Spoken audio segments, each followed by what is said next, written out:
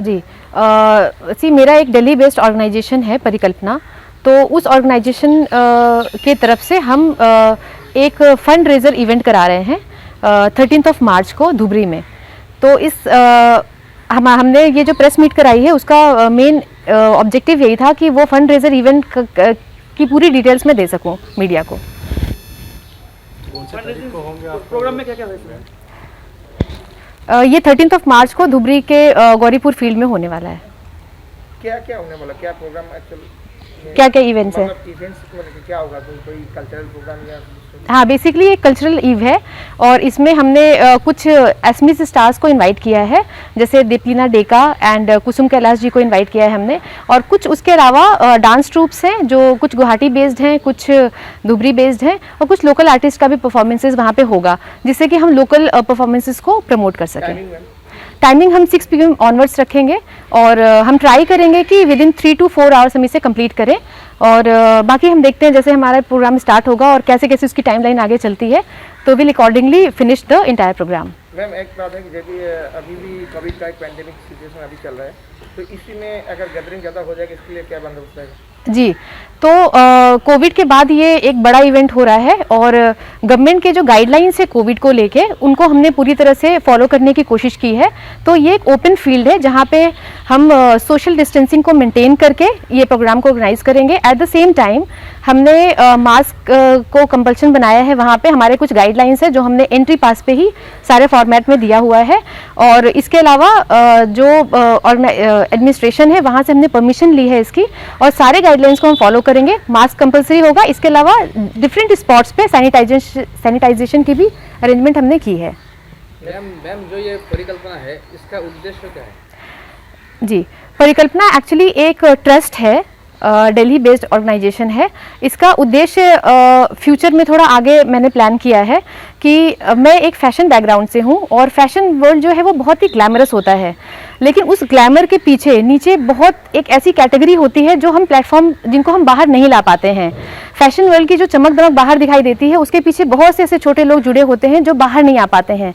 तो मेरा इस एनजीओ को स्टार्ट करने का लक्ष्य यही था कि वो लोग जिनको प्लेटफॉर्म नहीं मिला है या जो लाइमलाइट में नहीं आ पाते हैं, मैं बेसिकली उनसे काम करवाऊं और फिर उनको मैं लाइमलाइट में ला सकूं जो एक्चुअल रीज़न है उस फैशन वर्ल्ड के ग्लैमर के पीछे।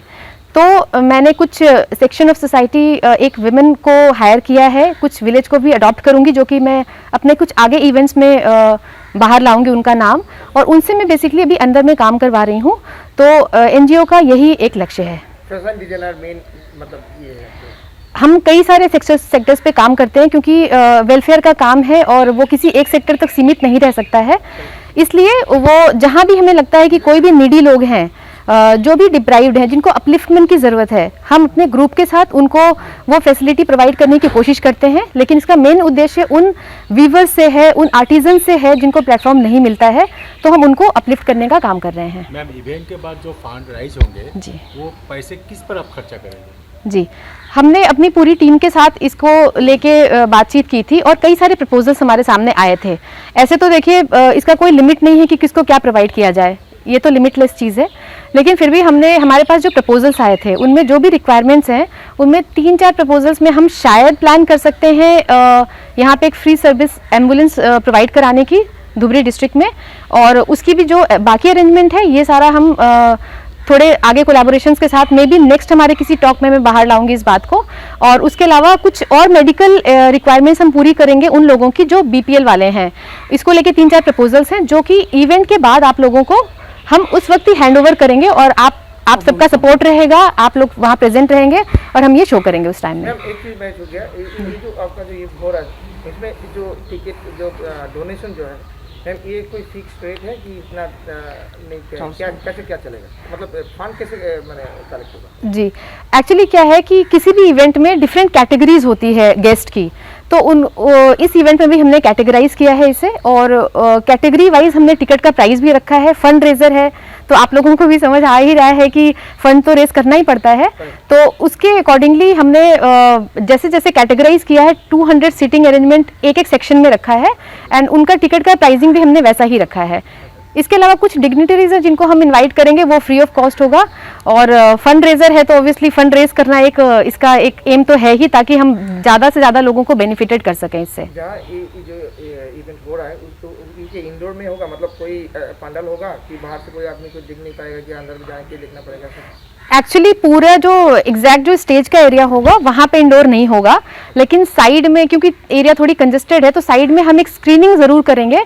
रीज़न उसका सिर्फ यही है कि फंड रेजर है, अगर हम सब कुछ ओपन करेंगे तो फंड रेज होना मुश्किल हो जाएगा, तो इसलिए हमने एक स्क्रीनिंग साइड में की है जो कि ऊपर से ओपन होगा। कोविड प्रोटोकॉल को ध्यान में रखते हुए सोशल डिस्टेंसिंग मेंटेन करनी है, इसलिए हम बहुत कन्फाइंड नहीं रख सकते हैं, तो साइड से लोग उसको अपनी जगह से खड़े होके ही ना देख सके, थोड़ा उनको उस हमारे प्रीमाइसेस है उसके अंदर आना पड़ेगा, इसलिए हमने एक स्क्रीनिंग का अरेंजमेंट किया है बाहर में। मेरा कहने का मतलब है कि अगर कोई डोनेशन दे रहा है, कोई टिकट का अगर कोई पेमेंट कर रहा है तो एक आदमी वो पेमेंट करके देगा और बाहर से कोई आदमी अगर खुला रहेगा तो सब देखेगा उसमें, तो आपका जो मतलब जो ये मोटो है वो फुलफिल नहीं होगा कि बाहर से हम लोग क्यों पैसा देके रहेगा, बाहर से तो हम देख पाएंगे। जी जी, आपका ये क्वेश्चन बहुत सही है, इसीलिए मैंने कहा कि हमने बाहर से एक स्क्रीनिंग की अरेंजमेंट की है, क्यों तो स्क्रीन रहेगा वहाँ पे और वो स्क्रीन से कोई बाहर खड़े होकर, जी जी पूरा पंडाल होगा और स्क्रीन से बाहर से खड़े होकर कोई प्रोग्राम नहीं देख पाएगा, लेकिन अंदर उस जो हमारा जो स्क्रीन किया गया रहेगा उसके अंदर कोई ऊपर से कोई कुछ गार्ड नहीं रहेगा, क्योंकि वो ओपन रखना जरूरी है। जी मतलब वो डिस्प्ले होगा, बाहर से कोई अगर देख सके तो देखना चाहते तो देख सकते हैं।